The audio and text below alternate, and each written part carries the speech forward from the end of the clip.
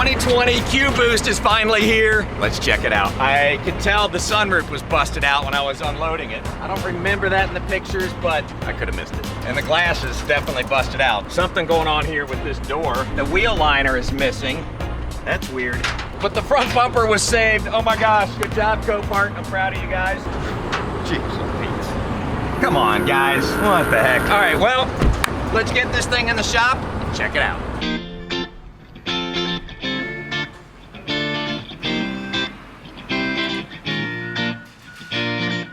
Okay, the moment of truth. Does the car run? It doesn't have any keys, at least according to Copart. So if we can find a set of keys, that'd be great.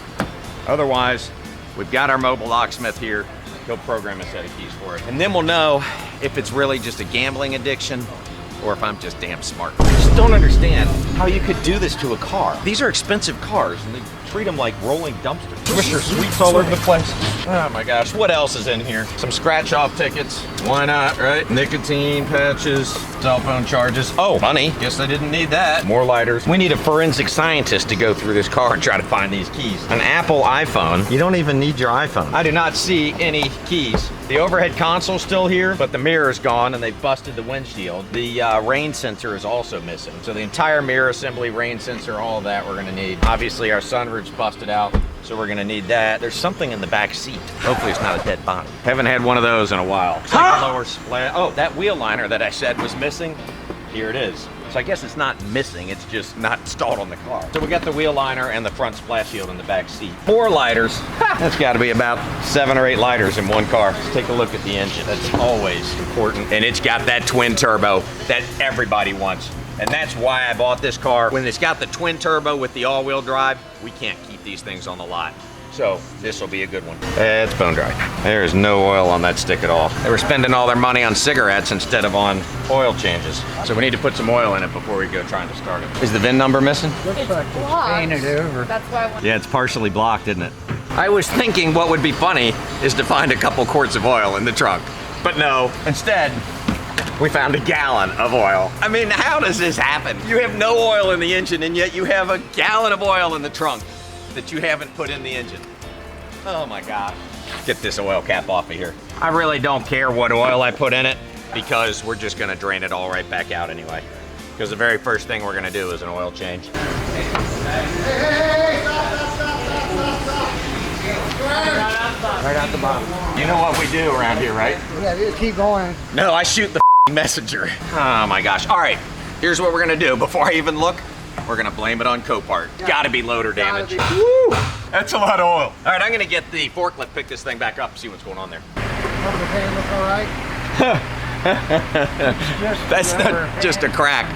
The entire bottom of the pan is gone. Whatever came underneath this car. Hey. We're trying to make. He's trying to cut the cat's out. Gotta get the right angle. No, Danny. If you need a raise, go talk to Miss Kathy. In the meantime, leave the cats in the car. Did it get the upper pan too? It sure looks like it did. Hopefully, they had enough sense to turn the car off when they did that. Fork it outside, probably, yeah. You want to program a key to it though? No, let him know. Don't start it. Okay, so the moment of truth. Mo from Mobile City Locksmith is here. He's working his magic. Just finished. It's all good. Programmed up. Thank you. That's awesome. I get worried a lot of times they've cut wires and messed up with the communication, so that's awesome. It was able to program, and you didn't start it. Okay. All right, good deal. Thank you, man. No, thank you. We appreciate it. It's awesome. Okay, they did drop off the oil pan, so let's get it up in the air and get that on.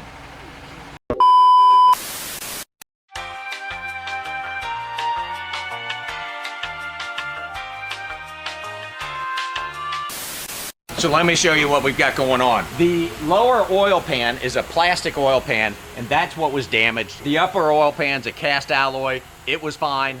So we got the new lower oil pan directly from the dealer. Phil has got that bolted on, filled the car up with oil, ran it. It sounds good. The sway bar is actually the problem. This bar should be straight right here, and as you can see, it's got a big bend to it. It mounts up through these 2 bushings here and controls your front suspension.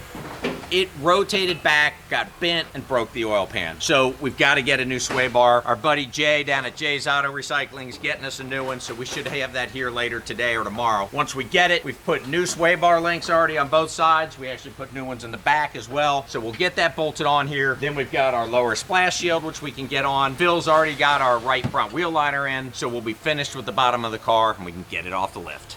One eternity later. I wanted to give you guys an update on the Q50. It's been a little bit of a journey since the last time I saw you. I took this car home. Hold on. Tried to take this car home the other day, and yeah, it stranded me on the side of the highway.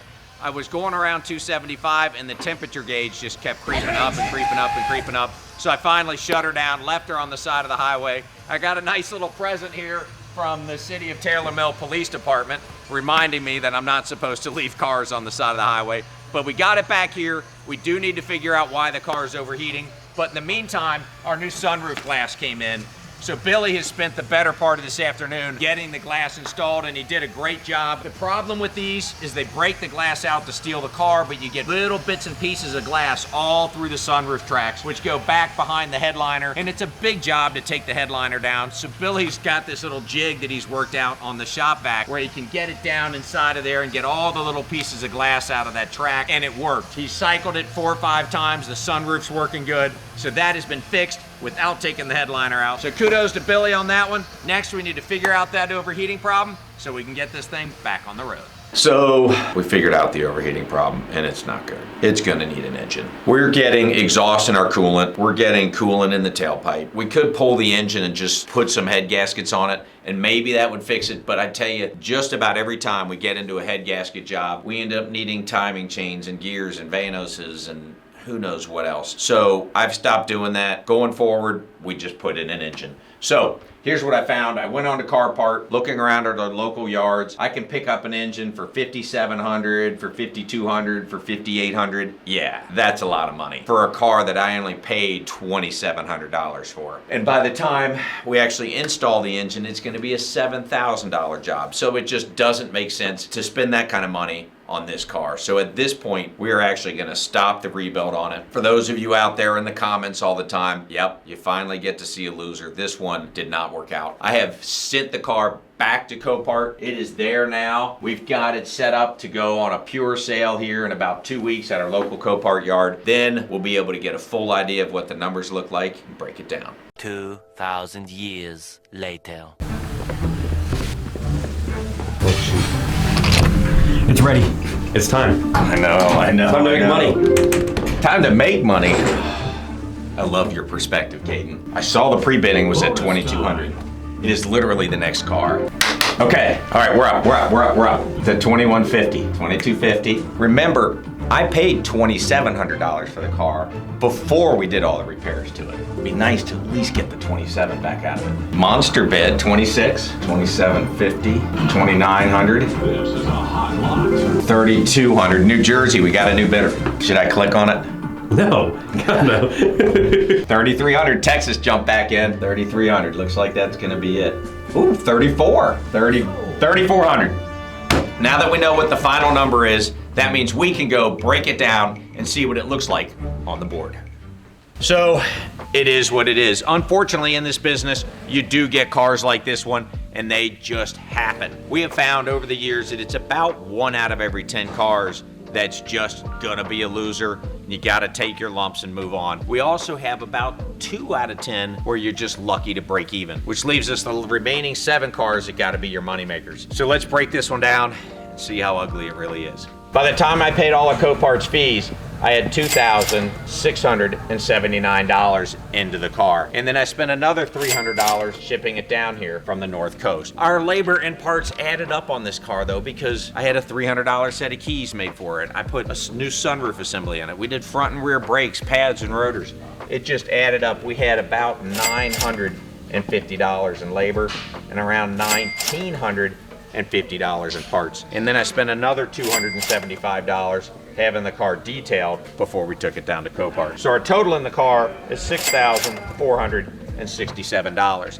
And as you just saw, we sold the car for $3,400. But after Copart takes out all their fees, my net check is only $3,209. which gives us a net loss on this car of $3,250, which, yes, that's a red number, that's bad, but I do think it's better than the alternative of spending $5 grand on an engine and then hoping to only lose $3 grand on the car. So I think we made the right choice by going ahead and cutting bait and just moving on. That brings us to the end of the video. Thanks for watching. If you like this kind of content, be sure to like and subscribe. I'm Matt Ryan, and this was another episode of NKY Auto.